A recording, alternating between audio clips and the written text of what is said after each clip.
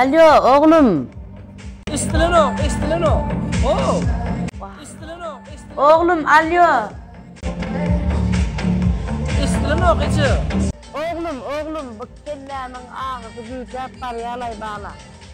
Dermanımı tordu gelende derman alıp gelaydı yani oğlum. Bolya. Oo, getir oğlum getirgin boğmi. İşte bolya.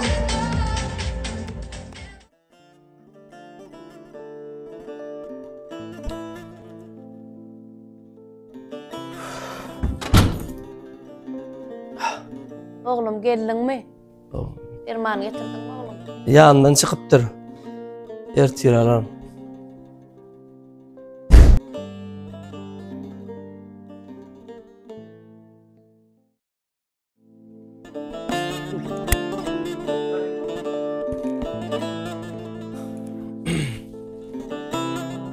Oğlum, nire var ya? İşe. Dur oğlum dur men tayin mol durna ayarlığının akitte meni. Ece. Sen bana ayttın mı? Aytmalam mı? Oo. Ece ne ettin aymını? Ne adamlar işli Ece. Ne ullukan adam. Ullukan adam bir Ece. Aytmalı, nire gidecek bolsan? Ne Ece? Taksi pul koyan. Gidesin diyese buradan. Ana gidayım. Onu ona ayırna. Kıydım ödüne geliyor.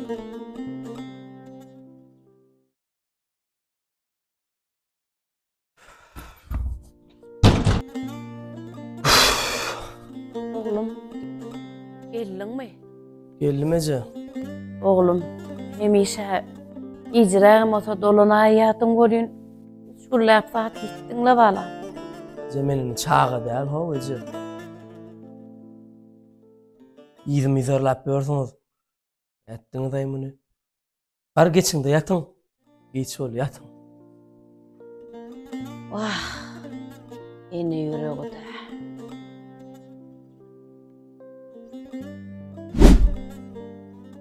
Yok. Enteki işte. Ece'nin yanınızda. Ece'nin baka. Adını bilin.